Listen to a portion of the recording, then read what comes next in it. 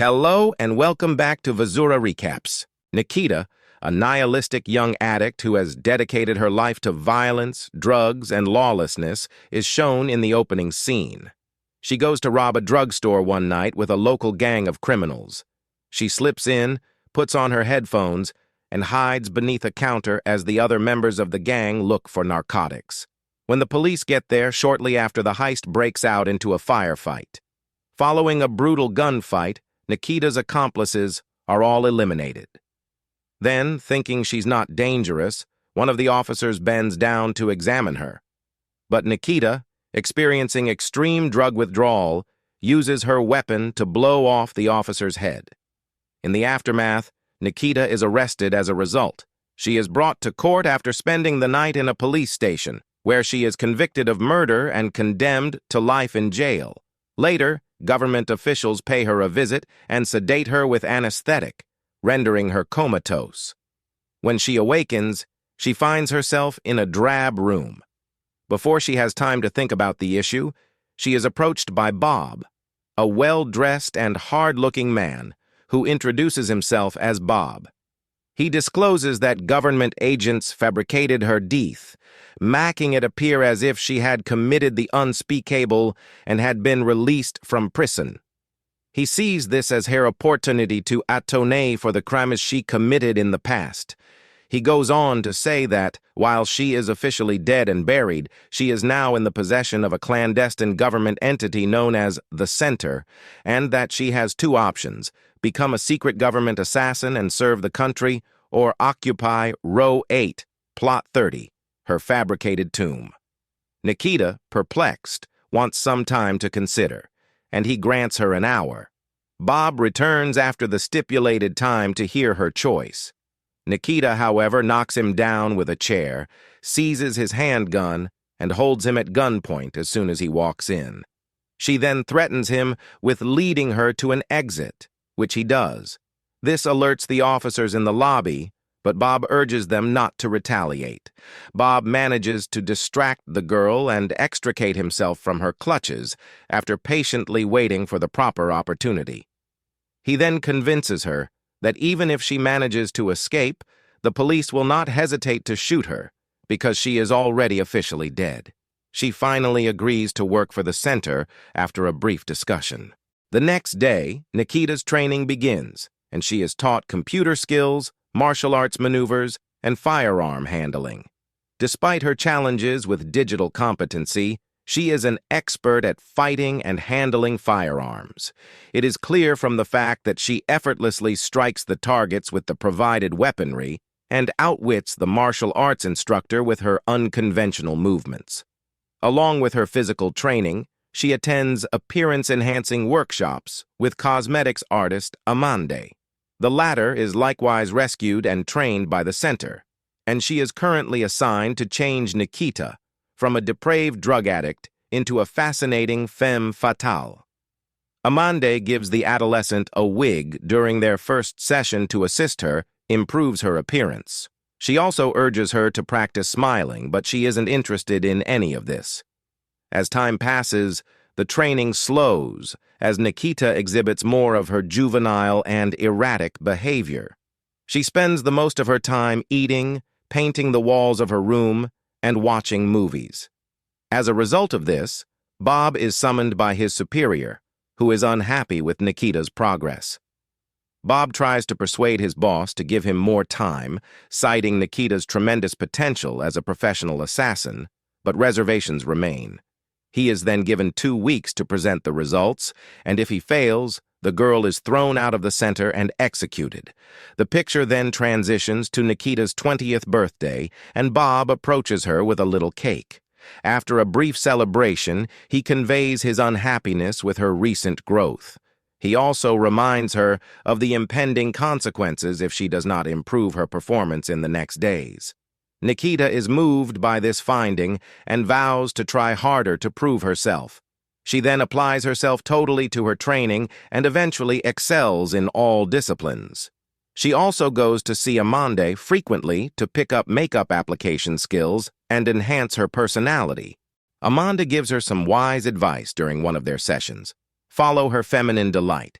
In addition, she says that there are two things that are limitless: femininity and the ways to exploit it. The action then jumps ahead to Nikita's 23rd birthday, at which point the young woman appears to have adopted a professional demeanor. Everything seems to have changed drastically, even her personality and attitude. Bob pretends to celebrate her birthday by taking her out to supper that same evening. Soon after they get to a fancy restaurant, he gives her a gift. When she opens it with excitement, she finds a pistol inside that he says is loaded with 6 titanium bullets and an additional cartridge. It turns out, somewhat unexpectedly, that this is her first expedition. Bob gives her a briefing on the assignment, which is to kill a foreign diplomat and his 2 bodyguards who are seated behind her. She will then make her way out of the men's room via a hidden tunnel. Bob leaves the scene after outlining the objective, leaving her by herself. The restaurant is packed and tightly manned by armed guards, which is obviously making Nikita nervous. She still takes a moment to collect herself before carrying out the murder. She turns to face the VIP, pulls out her revolver, and fires at all 3 of them before running into the men's room. The disturbance calls attention to the guards, who quickly begin chasing her. She becomes really excited when she discovers that the hidden tunnel has been sealed off when she goes into the restroom. She rushes to the kitchen in an attempt to avoid having time to process this treachery. The armed guards ambush her shortly after and begin firing in her direction. Without delay, she ducks behind a table and retaliates. Unfortunately, though, she runs out of ammunition and is helpless. Fortunately, she sees a garbage tunnel and escapes through it just before the guards charge at her. Following this, Nikita goes back to the center and beats Bob as a way of expressing her disappointment in him. The latter clarifies that these kind of tasks are a component of the training regimen they implement before to releasing the agents into the actual world. Nikita is ready to be released from the center the next morning. She receives an update on her new home, bank account information for automatic payments, and a fictitious identity complete with all required paperwork. Then, assuming the identity Marie, Nikita starts a new life in Paris as a sleeper agent. She approaches Marco, the cashier, while she's grocery shopping one day, and invites him over, where they have an intimate moment. With time, the two fall in love and become engaged, even though he is unaware of her actual line of work. Marco is interested in her background and the reasons behind her lack of family and friends. She always avoids the topic, though, sometimes with laughter and other times with love. After 6 months, Nikita is spotted having breakfast in bed when she gets a call to tell her that she has been given her first task. She consequently gets ready and travels to the motel that was indicated. She joins other gang members there, and they appear prepared for their objective. They give her the order to pose as a waiter and bring their target's breakfast set to their room. With listening devices installed in the bowls and cups, it's clear that this isn't your typical breakfast. Nikita comes home with Ise having fulfilled her duty. Bob calls her later that day to congratulate her on completing her maiden mission. She addresses him to Marco as Uncle Bob and extends an invitation to dinner while they speak. Meeting her family member for the first time obviously makes Marco pleased. He asks Bob about Marie's early years at supper. In reply, Bob conjures up a fictitious tale and boldly tells it. Following some discussion, he supposedly gives them tickets to Venice as an engagement present. She pretends to take a bath in the bathroom as a result. She grabs the headset swiftly and uses it to get more details about the weapon. She is informed that her target will arrive on the building's roof just in front of her bathroom window while she is constructing the weapon.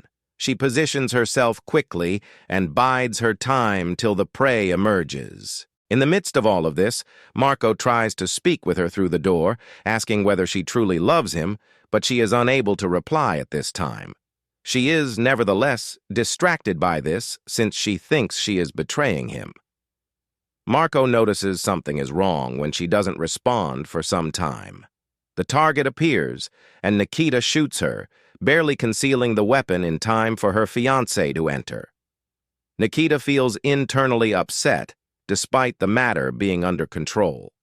She meets Bob at a restaurant the following day, and he gives her another task: killing an ambassador. He says she needs to grab him before he departs, because the ambassador is going home in 5 months. While he wants the work to go smoothly, he gives her permission to do whatever is required. Nikita begins her target study the next day, painstakingly compiling all the data she requires. She monitors the ambassador to learn about his daily activities and works with other agents to keep a careful eye on him. Following several months of research, she finds out that they must first take certain important documents out of a locker in an embassy. She chooses to get the ambassador's private key as a result. In order to accomplish this, she places an agent in a hotel room where the ambassador frequently goes to see his lover. Then, as his guards wait outside, she enters the room posing as his mistress. After that, she makes him consume a tainted drink, knocking him out. The operator, who is undercover within the room, begins to disguise himself as the ambassador as part of the second portion of their mission. The center alerts them to a modified code that the ambassador is using, which presents an unanticipated challenge to their goal. Victor is a merciless agent sent by the center to salvage the mission and wipe out any proof of the foul-up now that they are imprisoned inside. Soon after, Victor shows up to the hotel where he quickly dispatches the guards and drags their remains into the room. Additionally, he uses acid to kill the ambassador. Victor shoots the operative down as well because he starts to shout at him for deviating from the plan. Following this, Nikita pretends to be the ambassador, and she and Victor go to the embassy. Victor waits for her outside as she immediately goes to the ambassador's office upon arriving. After taking all the important papers out of the safe, she gets apprehended by a dog before she can get away. The alarm goes off when the guards on surveillance hear the barking noise. She nevertheless makes it to Victor in spite of everything, but a group of guards ambush them at the gate. Victor pulls out his revolver and fires at each guard in a swift motion. He defeats the threats, but not before suffering a deadly wound. He drives Nikita to safety with the last of his strength before dying. Later that evening, Nikita, crushed by what had happened, finds comfort in Marco's arms. He now admits that he knows about her secret life, but that he still loves her. Additionally, he convinces her to vanish since he no longer wants to witness her employment negatively impacting her mental health. She sobs and says he's the first one who truly cares about her as a result. Then, when she departs early in the morning, the two have their final kiss. After learning that Nikita has left the center, Bob goes to Marco's residence in the next scene. He makes an attempt to persuade him to tell him where she is and why it is dangerous for her to be in possession of the documents that were stolen from the embassy. To his amazement, though, Marco gives him the paperwork and says that he took them from Nikita to make sure she was secure. As the film comes to a close, both guys express their mutual miss for Nikita. I hope you enjoyed it. Subscribe for more material like this, and please press the like button to assist us. Also, if you want us to recap your favorite movie, leave a comment. Take care until the next time.